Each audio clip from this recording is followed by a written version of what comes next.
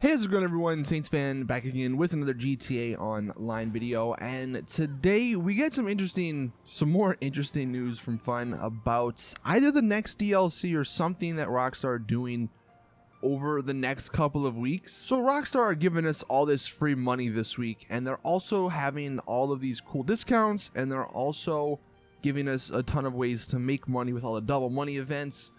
And we're all wondering why. Like, there's got to be a reason, right? Because there's no way Rockstar are that generous. They're trying to give us money, trying to make us, or give us a way to make money before they add some expensive stuff to the game. And Fun responded to someone by saying, or that said that basically, and he said, "Better prepare your wallet. I can confirm 8 vehicles will be available soon. The Fudo, the Patriot, the Ruiner, the Hearse, the Prairie, the Serrano, the FQT, or 2, and the Habanero." And then he says very expensive. And then he also said, he responded to someone, "All the vehicles listed aren't actually purchasable online. You can find them in the street and store them, but you can't actually purchase them." And you'll see some gameplay of some of these vehicles here. But the one thing we know about the next DLC is that it's going to be some sort of consolidation DLC. Like, that's what the leak is. At the moment, they're going to take some of the problems, I guess, with some of the businesses and all that and fix them. And I mean, we've wanted something along those lines for a while. And maybe what they're doing is getting everything in order. Like, this isn't going to be the last DLC, but it makes sense if they are working towards the last DLC. Like, these 8 vehicles, and I'm sure there's more, but maybe this is a start. These 8 vehicles, they're not expecting people to go out and purchase them, but maybe they're putting them on the website for people to buy just to give them an option, just because that should have been in the game from the beginning, but it wasn't. Now, going through some, I mean, look, we have the Fudo here. The Fudo, I mean, if you wanted the Fudo, you could easily find it. The Fudo isn't a rare vehicle like some of these cars, or at least I haven't seen some of these cars in online. But the Fudo is a very easy one to get. It spawns pretty regularly, so it's not like people are going to be rushing out to go buy this. And one thing, if they do end up adding some of these cars, see, Fun said very expensive, but I kind of think he was sort of joking, because you'll see none of these cars deserve to be very expensive unless they have like a Mark II version. But we have the Patriot here. The Patriot's one that should have been in the game. I mean, I feel like people would have purchased that back in the day as sort of like an off-road vehicle, but nowadays, who's going to go out and purchase this when you can purchase, let's say, the Camacho or something? Now, unless it's like super cheap, and maybe they're adding these vehicles for like new players, because if they add these vehicles and they're all under like 50K, or if they're all like $25,000, I mean, that you may, if you're a new player, you may end up purchasing some of these vehicles because they're so inexpensive. Then we have the Ruiner. I mean, it's just the Ruiner 2000 without the missiles. I could see people purchasing that one. It's a cool looking muscle car. I believe the Phoenix is like the only one that looks similar to it.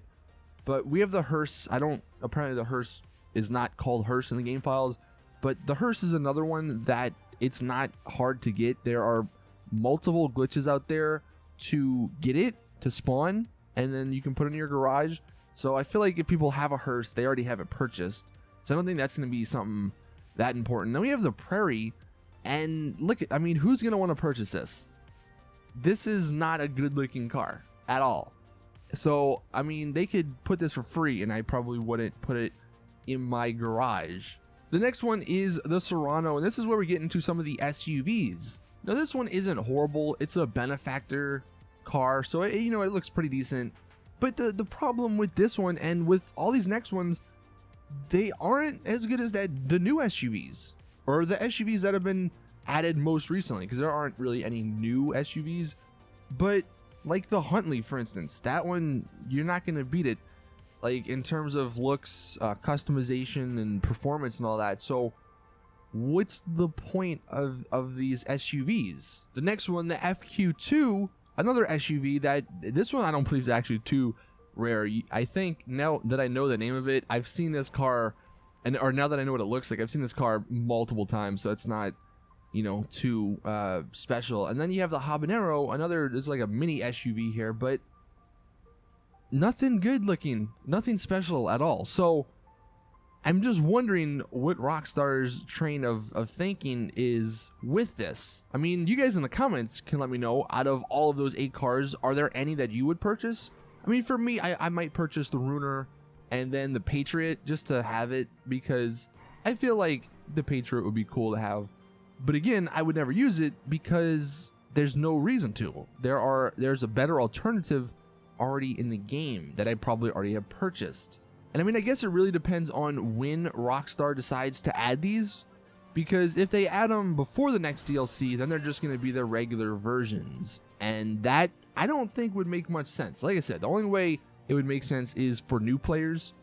But if they added them with the next DLC, I could actually see some of these having a pretty cool, like, Mark II version, or like a Benny's upgrade version.